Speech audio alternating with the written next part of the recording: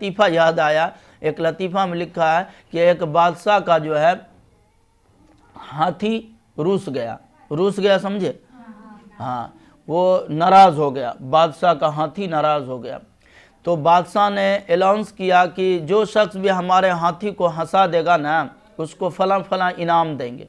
बहुत सारे किस्म के बहरूपिया आए, हंसाने वाले नचाने वाले आए, मगर हाथी को लाख कह के लोग रह गए, हाथी हंसा नहीं। पूरे बादशाह परेशान है, मेरा हाथी नाराज़ हो गया। और भी बुलाओ, गांव शहरों से लोगों को बुलाओ, जो जिन जिन लोगों के पास ये फ़नून थे हंसाने के।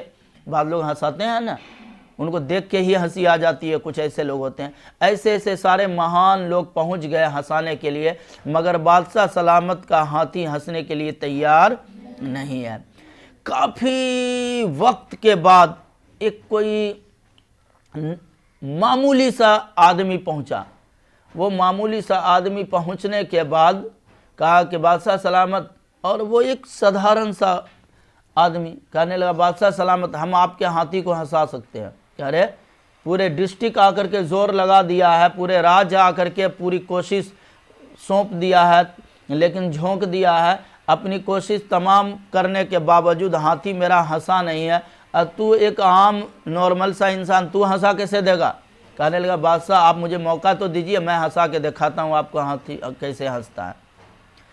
तो इस शख्स को इजाज़त मिली और ये शख्स हाथी के पास गया और उसके कान में कोई एक दो शब्द बोला और हटा। जैसे ही बोल के हटा कि फ़ौरन हाथी चीख चीख के हंसने लगा।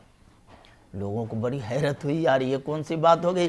पूरे लोग कोशिश कर दिए, नहीं हंसा, और ये फटीचर टाइप का एक आदमी ये कान में क्या बोला, एक जुमले में हाथी हंसने लग गया। बताओ कौन सी बात है। उससे लोगों ने पूछा, यार इतने माइकल लोग हंसाने के लिए थे तैयार और हाथी हंसा नहीं, तू आखिर क्या बोल दिया कि हाथी हंस दिया? वो सब कहने लगा, यार हम कुछ नहीं बोले, सिर्फ इमाम और मौलवी की तनख्वाह बताए कि हंसने लगा। इमाम और मौलवी की तनख्वाह बताए कि इस दौर में भी इतना कलील रकम पे ये सेवा करते हैं लोग, इनको दे रहे हैं इतना कम, इस मामूली सैलरी और मामूली तनख्वाह इनको मिल रही है। ये इनके कान तक ये आवाज़ हमारी पहुंची है कि हाथी भी ताब न ला पाया, बेकरारी से हंसने लगा।